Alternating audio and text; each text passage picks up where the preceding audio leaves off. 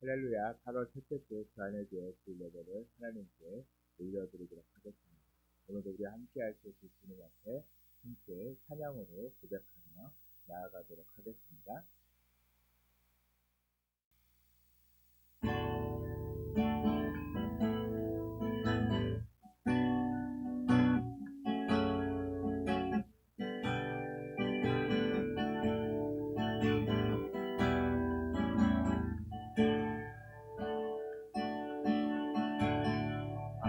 화려하지 않아도 정결하게 사는 삶, 가진 것이 적어도 감사하며 사는 삶, 내게 주신 작은 일 나눠주며 사는 삶, 이것이 나의 삶의 행복이라오.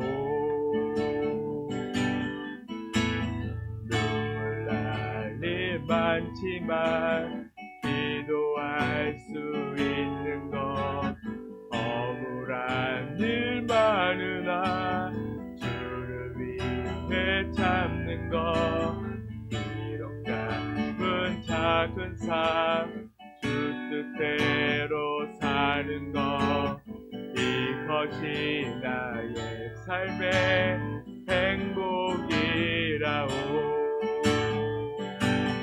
이것이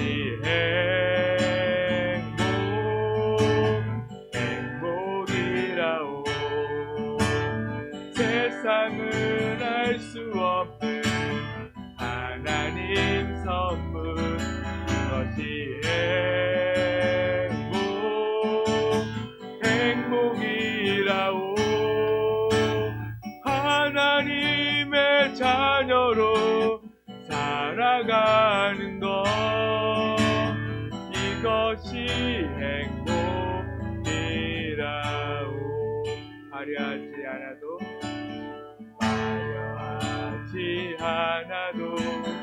정결하게 사는 삶, 가진 것이 적어도 감사하며 사는 삶, 내게 주신 작은 일 나눠주며 사는 삶, 이것이 나의 삶의 행복이라오.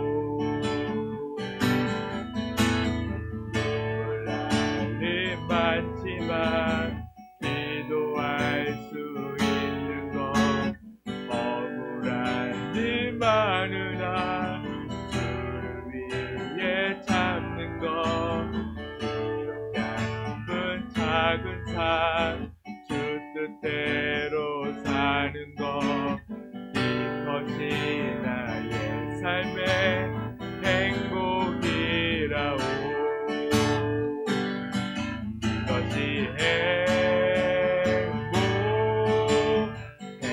행복이라오. 세상은 알 수 없는 하나님 선물, 이것이 행복이라오. 하나님의 자녀로 살아가는 것, 이것이 행복이라오. 이것이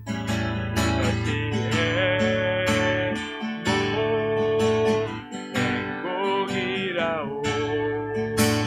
세상은 알 수 없는 하나님 선물, 이것이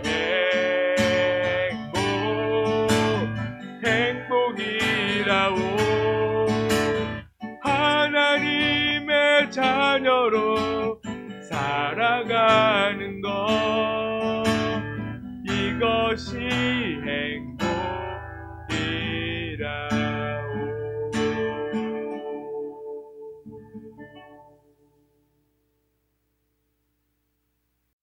주님 안에 있는 것이 참 행복입니다.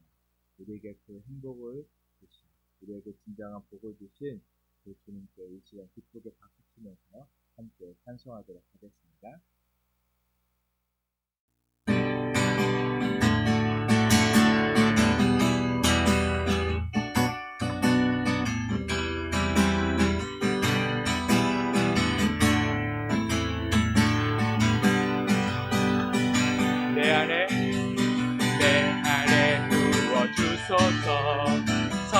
성령의 충만한 기름을 내 안에 충만케 하소서.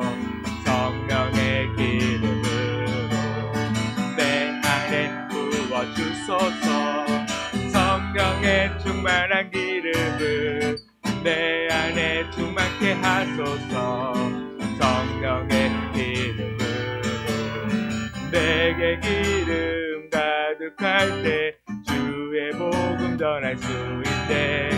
내게 기름 가득할 때 주의 사랑 베푸네. 그날에 우리 주님께서 밤중에 찾아오실 때에 기름 준비된 자만이 잔치자리 들어가네. 그날에 우리 주님께서 밤중에 찾아오실 때에 기름 준비된 자만이 잔치자리 들어가네.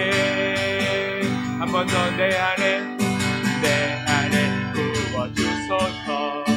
성령의 충만한 기름을 내 안에 충만케 하소서.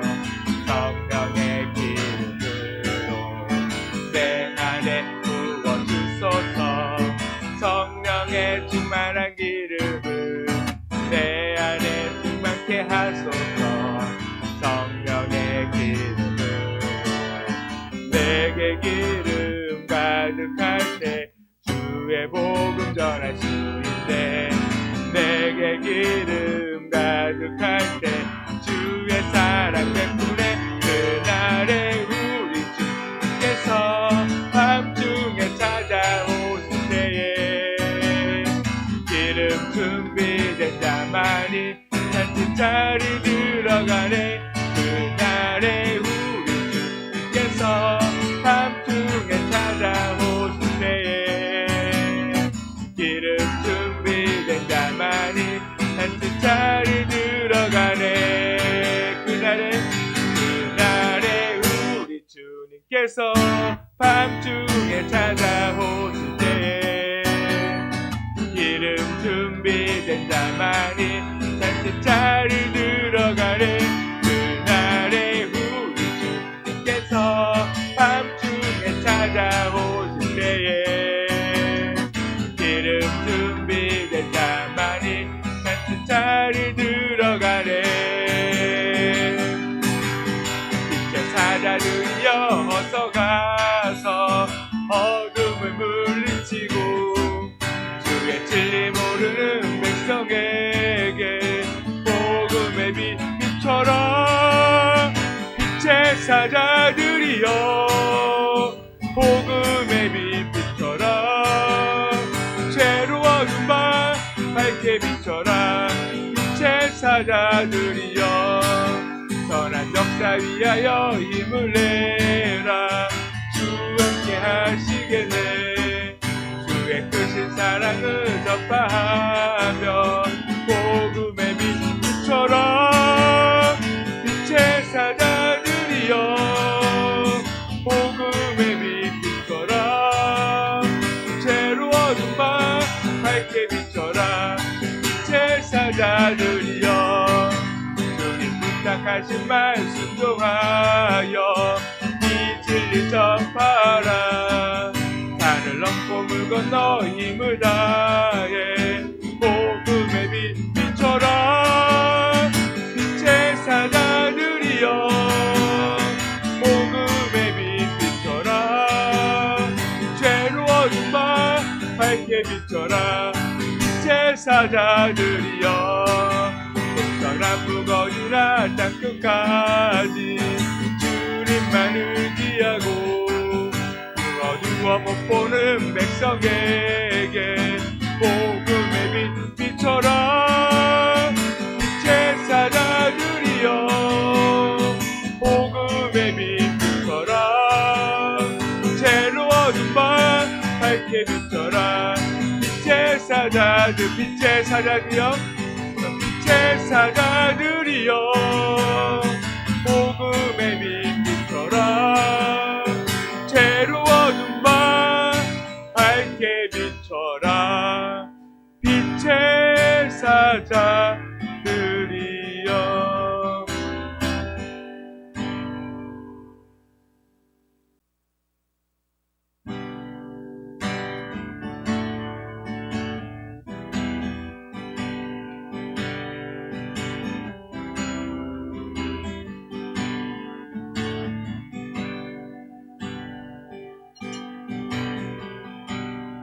약할 때 강함 대신에 나의 보배가 되신 주 나의 모든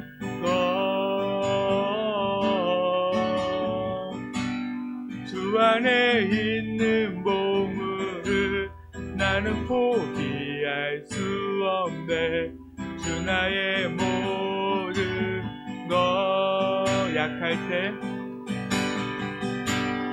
약할 때 강함 대신에 나의 보배가 되신 주 나의 모든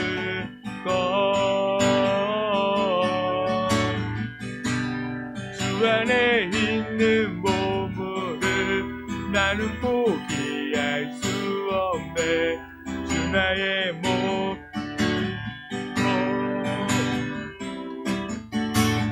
예수 어린 양 존귀한 이름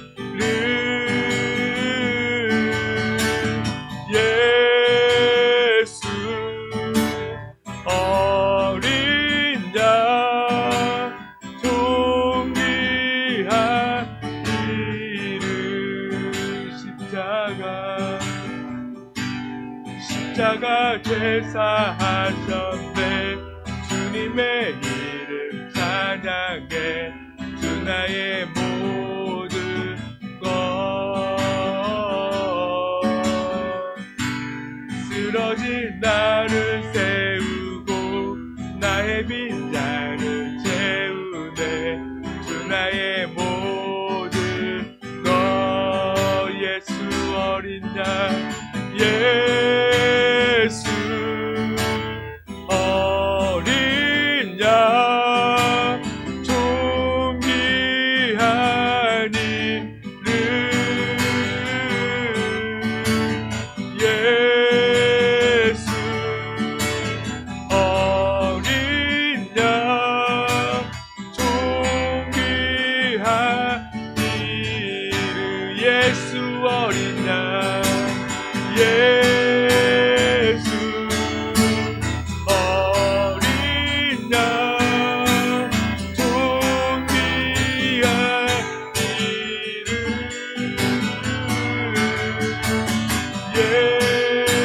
예수 어린 양 존귀한 이름 그 사랑 얼마나 아름다운지 그 사랑 얼마나 날 부욕해 하는지 그 사랑 얼마나 크고 놀라운지를 그 사랑 얼마나 나를 감격하게 하는지 그 사랑 얼마나 아름다운지 그 사랑 얼마나 날 부욕해 하는지 그 사랑 얼마나 크고 놀라운지를 그 사랑 얼마나 나를 감격하게 하는지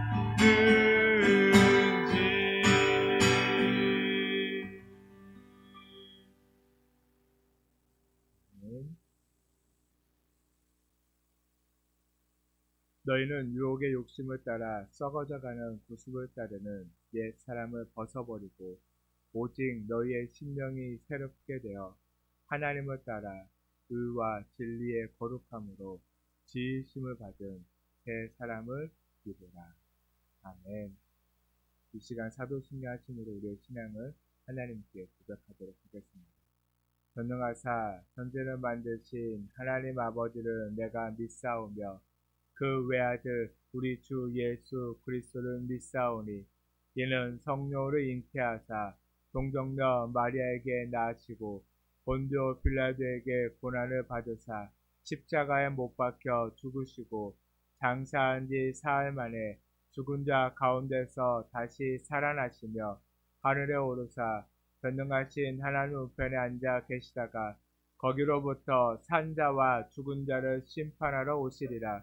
성령을 믿사오며 거룩한 공교회와 성도가 서로 교통하는 것과 죄를 사하여 주시는 것과 몸이 다시 사는 것과 영원히 사는 것을 믿사옵나이다.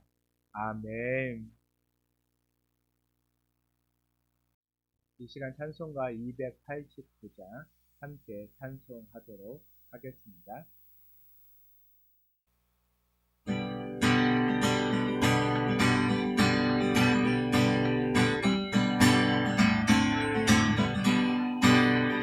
주 예수 내 맘에 들어와 계신 후 떠나여 새 사람 되고 내가 늘 바라던 참빛을 찾은 주 예수 내 맘에 오신 주 예수 내 맘에 오신 주 예수 내 맘에 오신 물빛들 내 맘에 기쁨이 넘치는 주 예수 내 맘에 오신 주 예수 내 맘에 들어와 계신 후 망령된 행실을 끊고 머리털보다 더 험한 썸내 죄가 눈보다 더 이어졌네 주 예수 내 맘에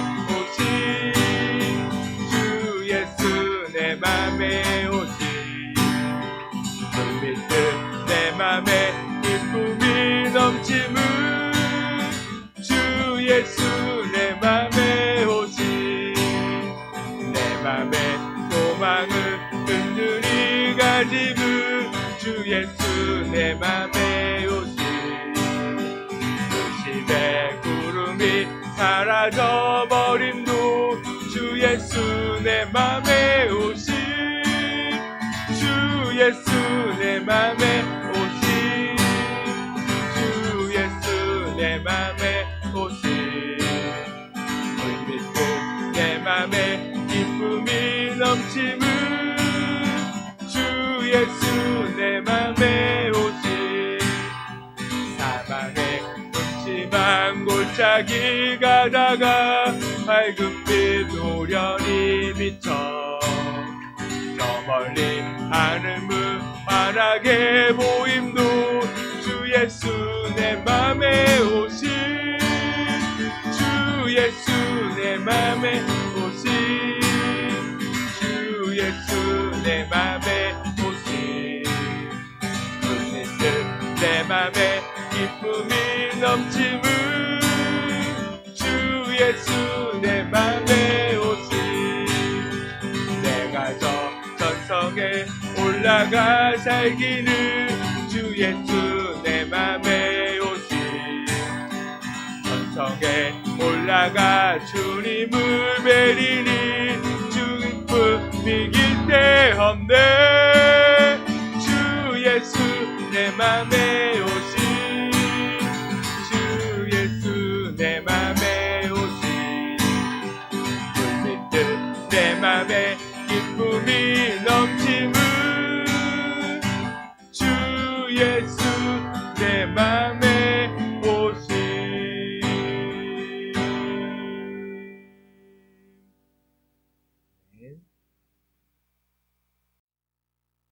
말씀을 함께 보도록 하겠습니다. 오늘 우리에게 주신 말씀은 사도행전 11장 25절에서 26절까지의 말씀입니다.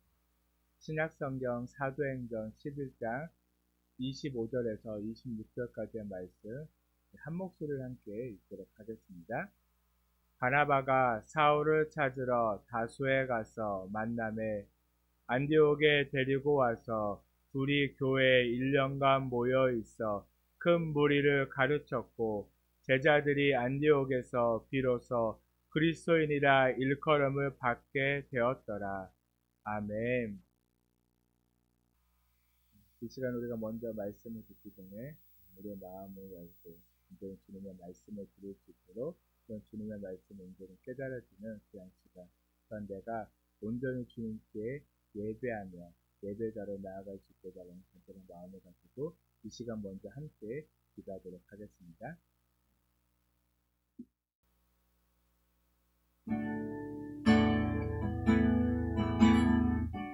아버지 하나님, 이 시간 우리가 온전히 주님을 예배하며 주님 앞에 나아가는 시간 되게 하여 주시옵소서.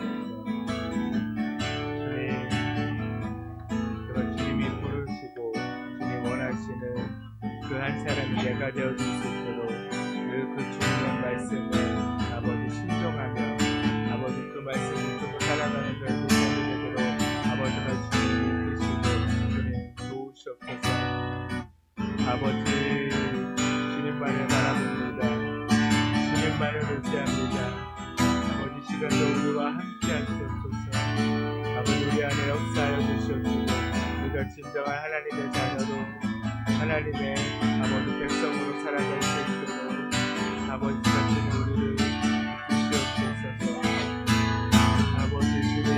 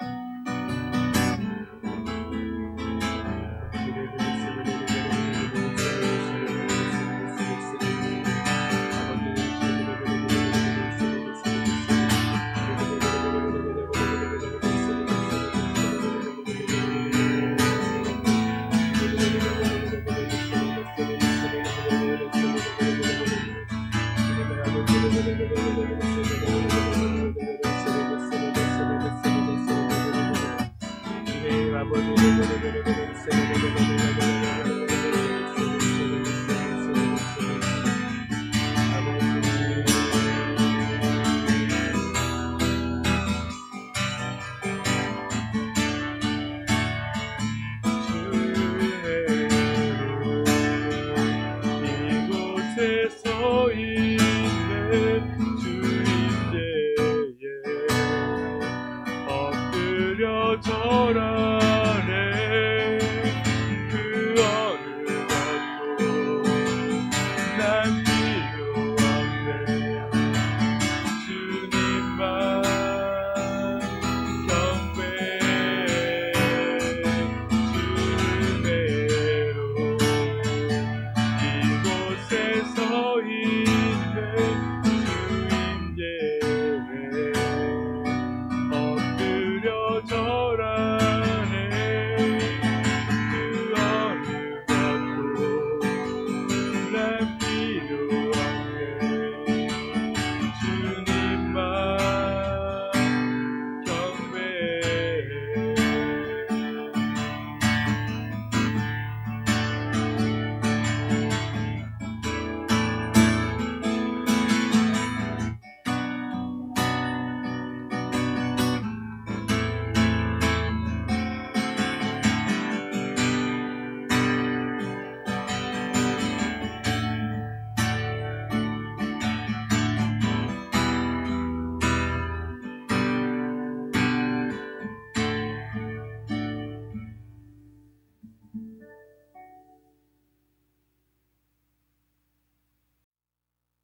사랑의 하나님, 이 시간 우리가 오직 주님만을 의지하며 주님 앞에 나아갑니다. 우리의 예배를, 우리의 찬양을, 또 우리의 경배를 주님께서 받아 주시옵소서. 늘 주님만 의지하고 주님만 바라며 주님만 붙들고 살아가는 저희들의 삶이 되게 하여 주시옵소서. 세상의 그 어느 것도 우리를 만족시키지 못하며 세상의 그 어느 것도 우리를 구원하지 못함을 우리가 온전히 깨달아서 늘 주님 안에 주님만 바라보며 나를 사랑하시는 그 주님의 사랑 안에 거하는 저희들의 삶이 되게 하여 주시옵소서. 이 시간도 우리에게 말씀하여 주시옵시고 그 말씀이 온전히 깨달아지고 들려지며 그 말씀에 순종하며 살아가는 진정한 하나님의 자녀들 백성들이 다 되어줄 수 있도록 주님께서 우리에게 말씀하시고 우리의 마음을 만져 주시옵소서. 주님 이곳 가운데 임재하여 주시옵소서. 우리 예배를 주님께서 기뻐 받아 주시옵소서. 감사드리며 예수님의 이름으로 기도드렸습니다. 아멘. 날씨가 계속해서 무더운 날씨를 이어가고 있습니다. 무더운 날씨 가운데서도 늘 건강하게 또 안전하게 하루하루를 잘 보낼 수 있게 되기를 간절히 소망합니다. 오늘은 사도행전 11장 말씀으로 세상은 당신을 무엇라 부릅니까? 라는 말씀의 제목으로 함께 말씀을 나누도록 하겠습니다. 그리스도인이라는 단어는 위키백과에서 기독교인, 기독교도, 기독교 또는 기독교를 믿는 사람, 다시 말해 구약 성경에서 예언되었던 메시아가 예수라고 제자들이 기록된 문서를 복음으로 믿는 사람들을 통틀어서 일컫는 말이 그리스도인이라고 말해주고 있습니다. 그리고 그리스도인은 영어로는 크리스찬입니다. 이 단어를 사용하고 있는데 그리스도를 나타내는 크리스트, 또한 출신을 의미하는 뭐뭐이안이 합쳐진 단어입니다. 그래서 출신이 그리스도로부터라고 하는 확실한 정체성을 드러내는 그런 단어입니다. 또한 이 영어 단어는 헬라어로 크리스티아노스, 곧 그리스도에게 속한 사람이란 뜻에서부터 출발했음을 알 수가 있습니다. 이는 그리스도의 소유로서 그분을 믿고 구주로 고백한 자, 그리스도를 따르는 사람, 예수님의 제자, 하나님의 백성 등을 말하는 것입니다. 지금 너무나 익숙하게 사용하고 있는 이 단어들, 그리스도인, 크리스찬이라는 이 단어는요, 성경에는 자주 등장하지는 않습니다. 신약 성경에만 총 3번에 걸쳐서 등장을 하고 있는데, 베드로전서 4장 16절에 등장을 하고, 또한 사도행전 26장 28절에, 그리고 오늘 우리가 읽었던 본문 사도행전 11장 26절에서 가장 먼저 등장하고 있음을 우리가 알 수가 있습니다. 그런데 이 총 3번 등장하는 이 단어끼리도 조금의 차이가 있음을 알 수가 있는데, 베드로전서 4장 16절과 사도행전 26장 28절에 등장하는 그리스도인은요, 자칭 그리스도인입니다. 자칭 그리스도인이라는 말은 무슨 뜻이죠? 몰라요? 네. 내가 그리스도인이라고 말하는 거예요. 내가. 그러나 오늘 우리가 읽은 본문 사도행전 11장 26절은요, 타칭 그리스도인입니다. 어떤 말이죠? 다른 사람이 나를 그리스도인이라고 불러준다는 거예요. 성경에서 가장 먼저 그리스도인이라는 단어가 사용되어질 때는요, 이처럼 타칭, 누군가에게 의해서 불림으로 시작되었다는 것을 알 수가 있습니다. 그래서 오늘 본문을 통해서 바로 이 부분, 타칭 그리스도인이라고 불리게 된 이유와 중요성을 우리 함께 나누고자 합니다. 본문에 앞서서 사도행전 10장에 보면요, 그 편견과 고집과 고정관념을 뛰어넘고요, 고넬료와 베드로가 너무나 중요한 만남을 하고 있음을 우리가 알 수가 있습니다. 어떻게 알 수 있을까요? 10장을 읽어봤어야 알 수가 있습니다. 네, 10장을 다 아직 안 읽어보셨다면 읽어보시기 바랍니다. 거기에는요, 이방인 고넬료라는 백부장이 있어요. 그 백부장을 하나님께서 베드로를 보내서 만나게 하십니다. 그러므로 인해서 어떤 일을 하나님이 하시냐면, 이방인들 간에도 하나님께서 성령을 부어주심을요, 베드로가 보게 하고 그것을 경험합니다.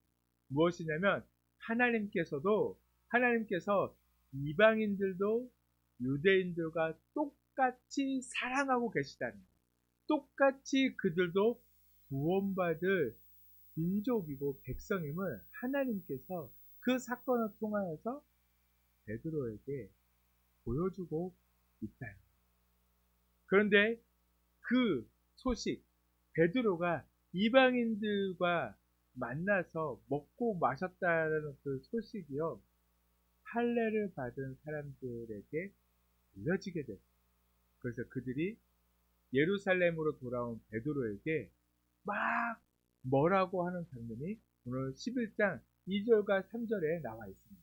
2절과 3절 말씀을 보면, 베드로가 예루살렘에 올라갔을 때에 할례자들이 비난하여 이르되 네가 무할례자의 집에 들어가 함께 먹었다 하니라고 말씀하고 있다는 거예요. 이 예루살렘 사람들이 베드로에게 막 뭐라고 하는 거예요. 너 유대인이잖아. 너 할례 받은 사람이잖아. 그런데 어떻게 할례 받지도 못한 그 백성들, 구원받지도 못하고 죄악 가운데 있는 그 이방인들과 함께 같은 공간에서 같이 식사를 할 수 있냐라고 하면서 계속 뭐라고 하는 거예요. 이 이야기를 들은 베드로는 어땠을까요? 베드로는 어떤 사람이죠? 네? 성질이요, 불 같은 사람이죠. 다혈질 사람이죠. 다혈질의 베드로예요. 예전 같았으면 어땠을까요? 말보다 주먹이 먼저 나가는 게 베드로였어요. 아니, 내가 하고 싶어서 한 게 아니잖아요. 그렇잖아요? 베드로가 하고 싶어서 한 게 아니라 하나님께서 가라고 해서, 하나님께서 하라고 해서 어쩔 수 없이 했을 뿐인데, 그 유대인들에게 그렇게 비난을 받는 그 모습에 아마 예전 같았으면 베드로는요, 불같이 화를 냈어요. 그런데 이번에는 전혀 그러지 않고 있어요. 왜냐면 자신을 뭐라고 하고 있는 그 사람들을요, 충분히 이해하고 있기 때문에. 왜냐하면 자신도 고넬료를 만나기 전에는요, 그들과 같은 생각이, 똑같이 그렇게 열을 내고 화를 냈을 게 뻔했던 그런 사람인데, 그러나 이제는 차별하지 않고 같은 사랑을 베풀어 주신 그 하나님을 만났기에 완전히 다른 사람이 됐다. 그래서 일어난 일들을요, 그들에게 차례대로 차근차근 설명해 주기 시작했습니다. 그래서 베드로의 설명을 다 들은 사람들의 반응은 어떠했을까요? 그래도 그렇지. 어떻게 할례받은 유대인이 그들과 만날 수가 있어? 하나님의 율법에 그러라고 되어 있어? 아무리 하나님이 하라고 했다고 해도 그렇게 하면 돼, 안 돼? 라고 얘기했을까요? 그럴 때 베드로에게 들은 그 이야기를 통하여서 그들은 간접적으로 하나님의 은혜를 경험하게 됩니다. 그래서 사도행전 11장 18절 말씀을 보면, 그들이 이 말을 듣고 잠잠하여 하나님께 영광을 돌려 이르되 그러면 하나님께서 이방인들에게도 생명을 얻는 회개를 주셨다 하니라 라고 말씀하고 있다는 거예요. 이처럼 하나님이 하시는 일의 결과는 이렇습니다. 사람들의 말은 의도와 다르게 꼬이게 만들고 오해하게 만드는 꼬리표를 만들지만, 하나님이 행하시는 역사는 모두를 잠잠히 하고 오직 하나님께 영광을 돌리게 한다는 것입니다. 하지만 아직 넘어야 할 산이 너무나 많이 남아 있었습니다. 그래서 19절 말씀을 보면, 그때 스데반의 일로 일어난 환란으로 말미암아 흩어진 자들이 베니게와 구브로와 안디옥까지 이르러 유대인들에게만 말씀을 전하는데 라고 말씀해주고 있습니다. 베니게와 구브로와 안디옥은요, 이방인의 땅이에요. 그곳에 가서 흩어진 유대인들이 누구에게만 복음을 전하고 있나요? 유대인들에게만. 하나님의 마음과 뜻을, 예수님의 말씀을, 성령님의 인도하심을 아직 인정하지 못하고 여전히 자신들의 편견과 신념, 고집과 고정관념에 사로잡혀 있는 그 시선을 가지고 있기에 그들은요, 여전히 초대교회 안에만 머물고 있다는 거예요. 그 안에서 자기들끼리만 지지고 볶고자 하고 있는 유대인들의 모습을 보고 있다는 거예요. 어떻게 보면 성령님이 하시는 일에 여전히 반기를 들고 있는 이들의 모습으로 복음을 전하는 데 있어서 힘이 쭉 빠질 수도 있어요. 그러나 중요한 것은 하나님은 그렇게 사람들의 하시는 일에 그냥 그대로 놔두시지 않는다. 가만히 두지 않고 다시 손을 잡고 일으키시는 그 하나님을 볼 수 있다는 겁니다. 그래서 사도행전 11장 20절부터는요. 반전이 시작되어지고 있음을 볼 수가 있습니다. 이처럼 하나님의 일에는요. 포기란 없습니다. 여러분들 포기는 언제 쓰는 말이죠? 네? 포기? 네, 그쵸.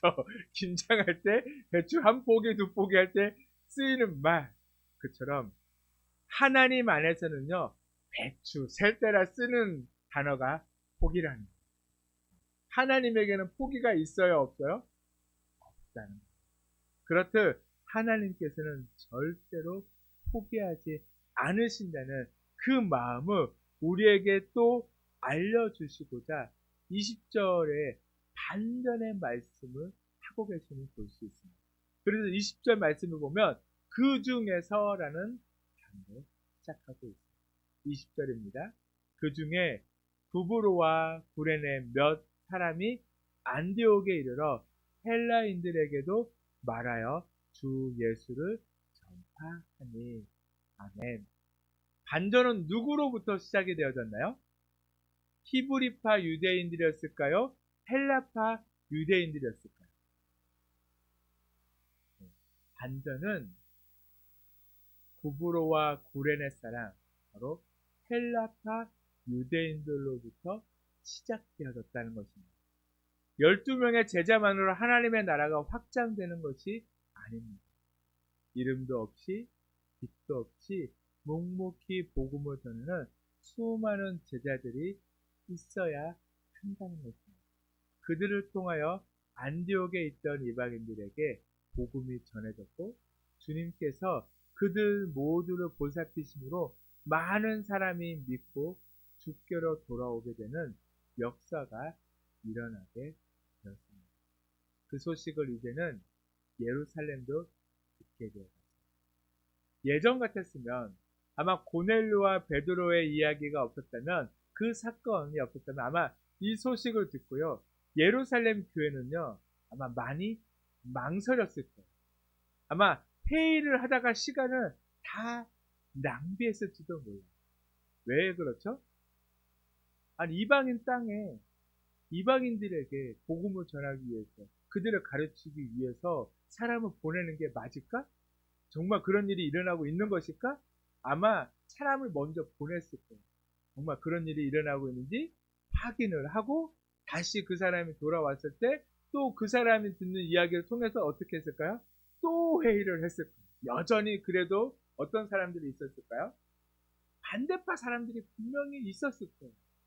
안 된다. 아니야. 그래도 보내야 한다. 하나님이 일하신다. 아니다. 이러는 일로 끊임없이 회의만 하다가 시간을 허비하고 낭비했었을 것인데, 하지만 사도행전 11장 후반에 기록된 그 베드로의 간증을 통하여서 이미 예루살렘 교회는요, 마음가짐을 달리 가지게 되었음을 알 수가 있습니다. 그래서 이제는 어떻게 하죠? 그런 거 없이, 지체 없이 바로 위로의 아들 바나바를 파송하고 있다는 거예요.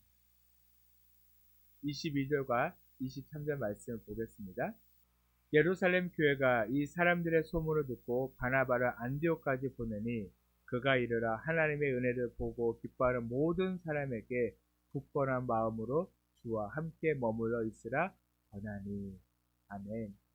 지금까지는 이런 일이 일어났을 때는 누구를 보냈냐면 사도들을 보냈습니다. 그래서 사도들이 직접 방문했어요.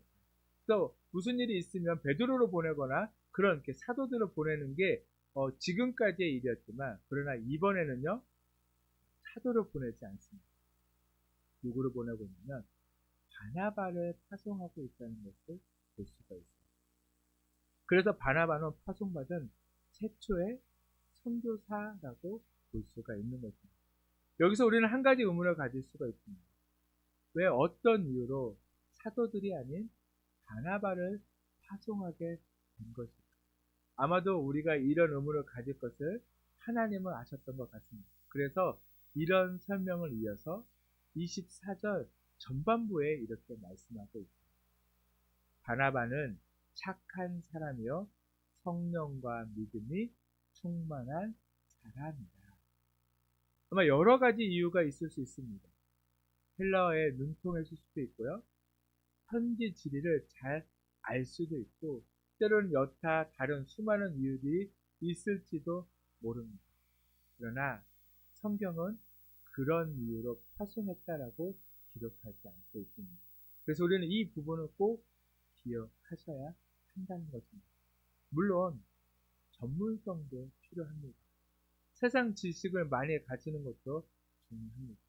하지만 더 중요한 것이 있다는 것입니다. 하나님의 일을 감당해야 할 사람은 바로 이런 사람이라는 것을 말하고 있는데 그런 사람의 첫 번째고 착한 사람이라는 것. 여기서 착하다는 것은 단순히 도덕적인 측면을 말하는 것이 아닙니다. 착한 마음은 성령의 능력으로 선입견 없이 보는 열린 마음이라고 말씀하고 있습니다. 자신의 신념과 고집이 있어도 하나님의 임재 앞에서는 모든 것을 내려놓을 수 있는 신앙과 순종의 마음이 착한 사람이라고 말씀해주고 있습니다. 그래서 성경에서 말하는 착함은요, 성령의 역사 없이는 불가능한 일입니다. 바로 그런 마음이 있었기에 바나바는 안디옥에 도착하자마자 함께 기뻐하고 권면할 수 있었던 것입니다. 그리고 두 번째로 성령과 믿음이 충만한 사람이었습니다. 이 말씀은 따로 설명할 필요가 없습니다. 사도행전 4장 후반부에 보면 자신이 가졌던 밭을 팔아서 초대교회 나눔으로 성경에 등장했던, 원래 이름은 요셉이었지만 다른 사람은요 그를 요셉이라고 부르지 않고요 뭐라고 불렀냐면 위로의 아들 바나바로 더 부르기를 원했던 사람. 그래서 언제나 변함없이 하나님을 섬기며 계속해서 성장해 왔음을 우리가 볼 수 있다는 거예요. 자신의 소유를 다 내어주고 자신에게 비어있는 그 부분에 성령과 믿음으로 충만하게 채웠던 사람이요 바나바라는 사람입니다. 그래서 성경은 이 두 가지 이유에 관한 결과로 24절 하반절에 이렇게 말씀해주고 있습니다. 이에 큰 무리가 죽게 더하여 지더라. 이처럼 우리의 새로운 이름도 바나바가 되어야 하겠습니다. 우리가 밟는 모든 곳에 바나바와 같은 그런 일들이 벌어지게 되기를 소망합니다. 그리고 바나바는 안디옥을 정말 사랑했습니다. 그래서 바나바는 이 안디옥에 머물면서 체계적으로 복음을 전하고 성경을 가르쳐야 할 필요성을 느꼈습니다. 바로 사랑하는 마음이 없이는 이런 머금은 불가능한 것입니다. 그런데 바나바는 알았어요. 무엇을 알았냐면 자신 혼자서는 이 사역을 감당할 수 없다는 것을 알았습니다. 누구는 내게 능력이 있다고 해서 자신 혼자서 그 모든 것을 다 하려고 하지만 바나바는 그러지 않았다는 거예요. 그래서 바나바는 지체하지 않고 준비되어 있던 하나님이 택하신 하나님의 그릇, 후에는 바울이라고 불리는 사울을 만나러 다소에 가게 되었습니다. 고향에서 묵묵히 하나님의 때를 기다리고 있었던 사울은 바나바를 만나 함께 안디옥으로 향하게 되어졌습니다. 그리고 오늘 우리가 읽었던 본문 말씀 25절과 26절 3절 말씀에 이렇게 말씀해주고 있어요. 바나바가 사울을 찾으러 다소에 가서 만남에 안디옥에 데리고 와서 바나바는 사울과 함께 본격적으로 선교사 사역을 감당했습니다. 그래서 26절 말씀, 그 중반절 말씀처럼 둘이 교회에 1년간 모여 있어 큰 무리를 가르쳤다라고 말씀하고 있습니다. 그래서 말씀을 가르치고 교회를 세우는 것에 이 바나바와 사울은 집중했음을 볼 수가 있습니다. 그 결과 전혀 예상하지 못했던 두 사람으로 인해 안디옥 교회는 놀라운 부흥이 일어나게 되었습니다. 그래서 하나님의 은혜와 이 두 사람의 수고로 인하여 드디어 처음으로 성경에 소개되는 단어가 생겨나게 되었다는 것. 마치 창조된 것처럼 이전에는 없던 이름이 하지만 꼭 들어야만 했다는 것. 그것도 그들 스스로가 만들어낸 것이 아니라 다른 사람에 의해 만들어지게 된 그 이름, 그 이름이 등장하고 있다는 것입니다. 바나바와 사울 그리고 안디옥 교회를 보면서 수많은 안디옥 사람들이 느낀 바를 호칭으로 만든 거예요. 별명은 어떻게 지어지나요? 그 사람의 특색이나 때로는 그 사람 이름을 가지고 또 그렇게 별명을 질 때가 많이 있어요. 대부분의 별명은 좋지 않죠. 남들이 몰랐으면 하는 별명들이 많이 있잖아요. 그런데 하나님 안에서 세상 사람들이 하나님의 그 은혜의 사랑에 그게 감격해서 주어진 이름은요 다르다는 거예요. 누군가에게 불려주는 것이 오히려 더 합당하게 느껴지는 그 별명, 그 안디옥 교회에게 붙여진 그 별명이 26절 하반절을 보면 나와요. 제자들이 안디옥에서 비로소 그리스도인이라 일컬음을 받게 되었다. 이제는 누구든지 안디옥 교회 사람들을 보면요, 그 사람들을 향하여서 너희는 그리스도인, 크리스찬, 크리스티아노스라고 부르기 시작했다는 거예요. 많은 안디옥 사람들이 인정한 거죠.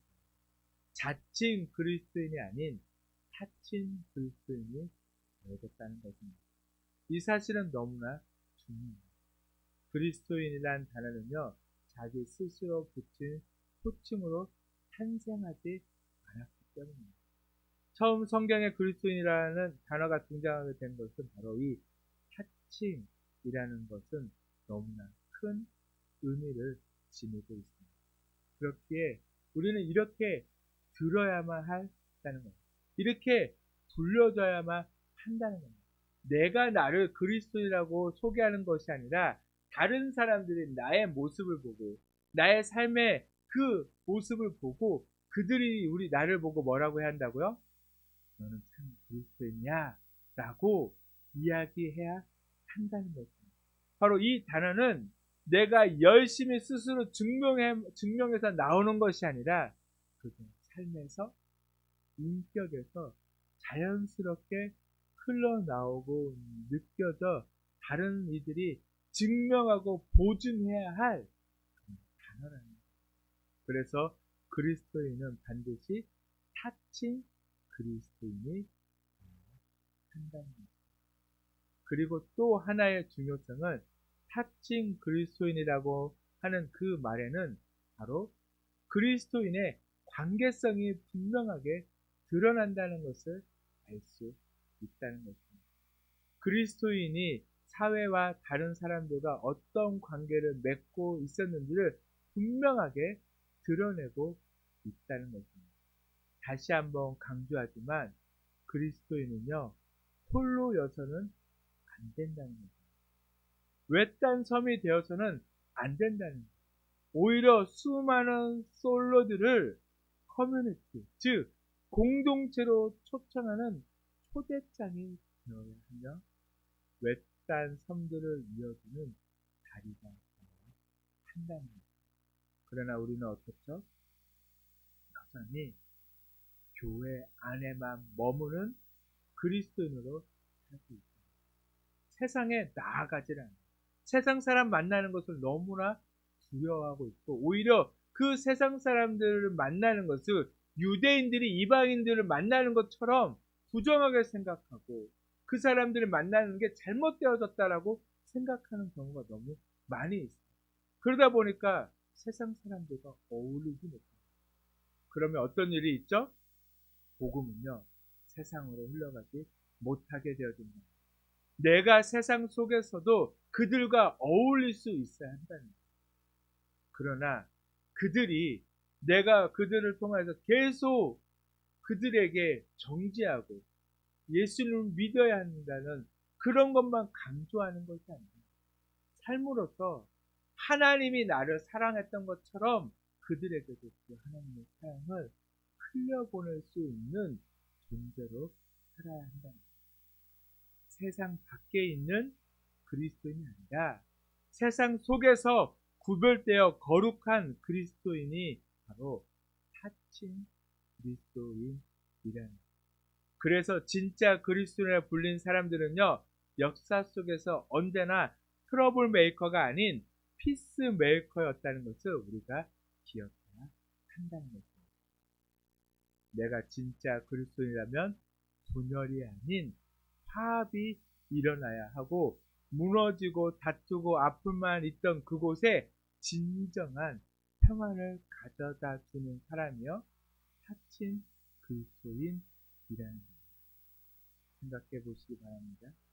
내가 사칭 그리스도인인지 아니면 자칭 그리스도인인지, 내가 그렇게 구별되어져 살고 있는지, 나는 지금 어떤 위치에 있는지를 우리가 분명히 깨달아야 한다는 거예요. 우리는 이것을 깨닫는 방법이 있어요. 내가 자칭 그리스도인인지 사칭 그리스도인인지 너무나 쉬운 방법이 있습니다. 그게 무엇이냐면, 사람들이 모여있는 곳에, 공동체에, 아니면 누군가를 만났을 때 그 사람들이 나를 반기고 원하고 또한 함께하기를 기뻐한다면, 나는 사칭 그리스도인의 삶을 살고 있지만 그렇지 않고 자칭 그리스도인의 삶을 살고 있으면 어떨까요? 내가 그곳으로 나아가면요, 사람들이 내가 잘났다라고, 내가 그리스도인이라고, 내가 믿음이 좋다라고 그렇게 살아가는 사람들은요, 교회 안에서나 세상에서나 환영을 받지 못합니다.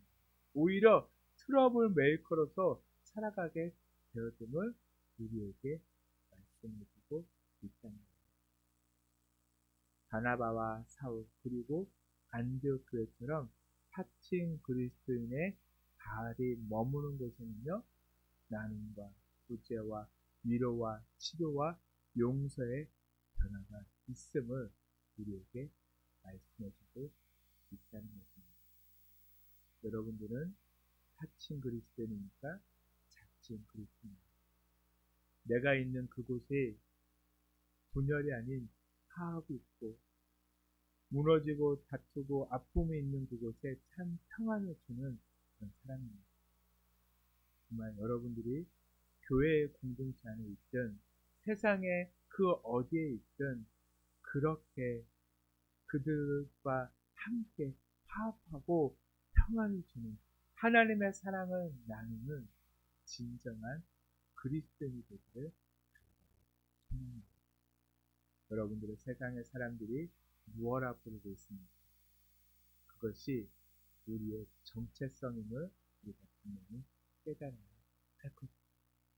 내가 자칭 그리스도인이라고 나를 소개하는 것이 아니라 세상 사람들이 나를 그리스도인이라고 부르는 그런 그리스도인, 진짜 그리스도인이 되기를 간절히 소망합니다. 아멘.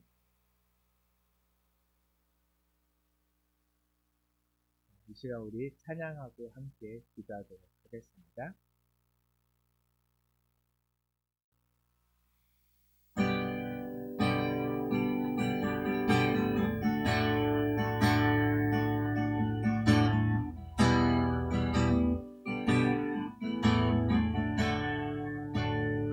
위한 이곳에 주를 위한 이곳에 예배하는 자들 중에 그가 잔든이었어 주님께서 슬퍼하시네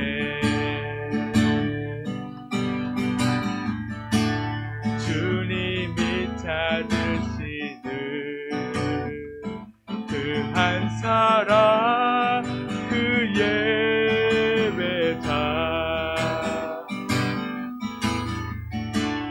내가 그 사람 되길 간절히 주께 예배하네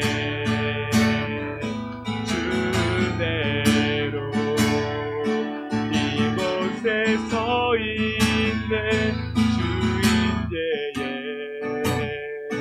엎드려 절하네 그 어느 것도 난 필요 없네 주님만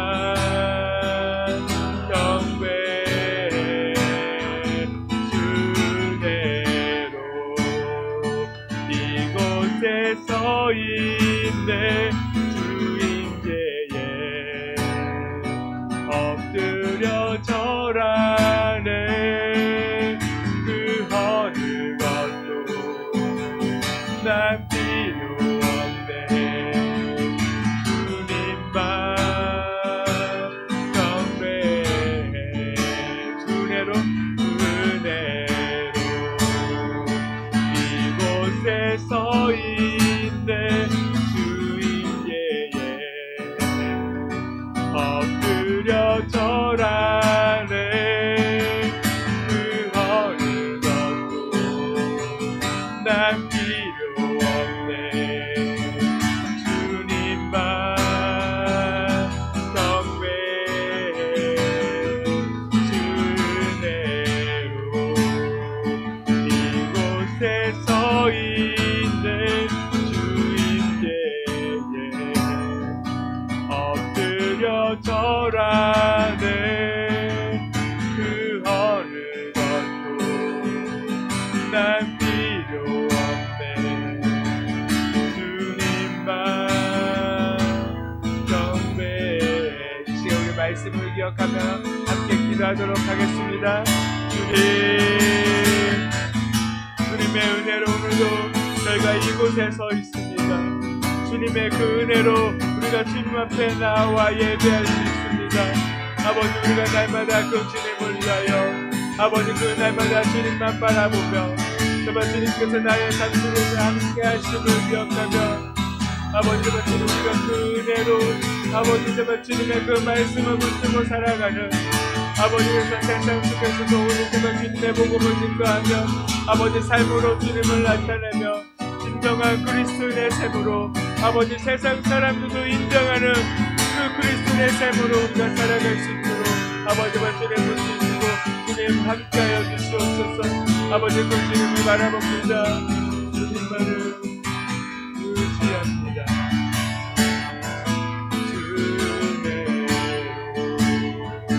이곳에 서 있네 주인제에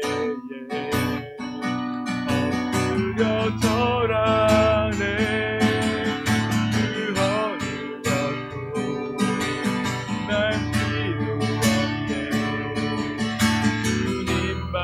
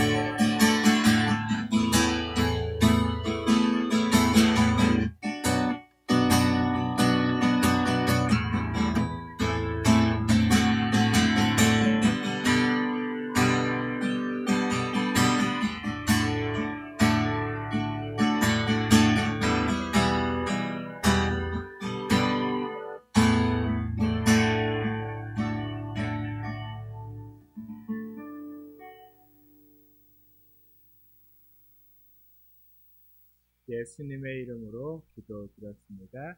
아멘.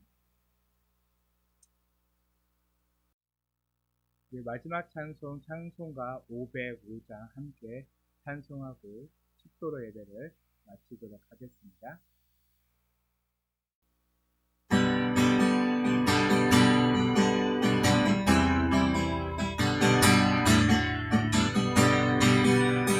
세상 위하여 이 복음 전하리 만 백성 모두 나와서 그 말씀 들으라. 죄 중에 빠져서 헤매는 자들아 주님의 음성 듣고서 너 구원받으라. 전하고 기도해 매일 증인 되리라. 세상 모든 사람 다 듣고 그 사랑 알도록 온 세상 위하여 이 복음 전하리. 저 죄인 회개하고서 주 예수 믿으라. 세상 구하려 주 돌아가신 것 나 증거하지 않으며 그 사랑 모르리. 전하고 기도해 매일 증인 되리라. 세상 모든 사람 다 듣고 그 사랑 알도록 세상 위하여 주 은혜 임하니. 주 예수 이름 힘입어 이 복음 전하자.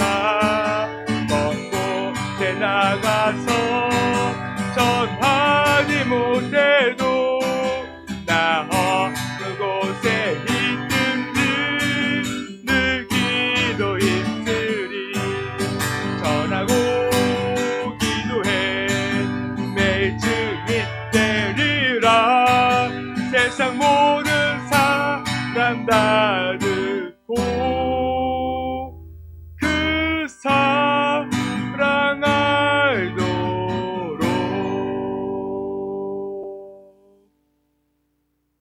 아멘. 사랑의 하나님 감사합니다. 오늘도 저희가 이 무더위 속에서도 주님 앞에 나와 예배할 수 있도록, 또한 한 주간의 삶 속에서도 지켜주시고 주님을 잊지 않게 하시고, 또한 이 시간 주님 앞에 나올 수 있도록 모든 환경과 상황을 허락하신 주님 진심으로 감사합니다. 날마다 우리가 진정으로 주님을 예배하는 예배자로 살게 하여 주시옵시고, 세상 속에서 진정한 그리스도인으로 살게 하여 주시옵소서. 그래서 세상에 믿지 않는 그 수많은 사람들이 나를 통하여, 우리를 통하여, 교회를 통하여 주님을 알게 하시고 주님을 만나게 하시고 주님의 사랑과 그 은혜가 그들에게 흘러 넘쳐 그들의 진정으로 변화되어 구원받아 주님께로 나오는 자들이 되어질 수 있도록 주님께서 함께 하시고 역사하여 주시옵소서. 늘 그 주님과 함께 하기를 간절히 소망합니다. 그리고 붙드시고 인도하여 주시옵소서. 이 시간도 주님 앞에 빈손으로 나오지 않는 귀한 모든 성도님들의 삶 가운데 주님께서 함께하여 주시고 그들의 삶에 부족함이 없게 하시며 그들의 기도하는 그 모든 기도를 주님께서 들으시고 응답하여 주시옵소서. 또한 무엇보다도 주님이 허락하신 그 모든 삶 가운데 주님의 뜻을 이루어 살아가는 모든 성도님들 삶이 다 되게 하여 주시옵소서. 이제는 우리 주 예수 그리스도의 놀라우신 은혜와 하나님의 크신 사랑하심과 성령님의 감동, 감화, 교통하심이 내가 그리스도인이라고 칭하는 것이 아니라 세상 사람들이 나를 그리스도인으로 불러주며 내가 세상 속에서 진짜 그리스도인으로 세상의 어둠을 밝히며 빛의 잔으로 살고자 다시 세상으로 나아가는 모든 성도님들, 제 자녀들의 그 모든 삶 가운데 이제부터 영원까지 함께 하시기를 간절히 축원하옵나이다. 아멘.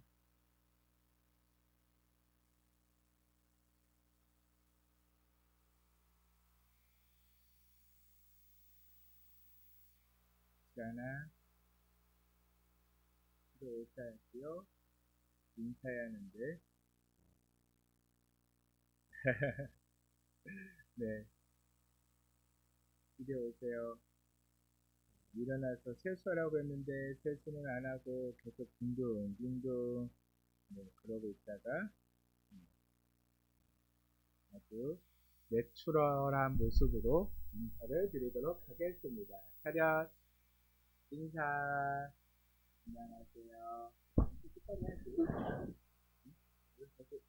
차렷 인사.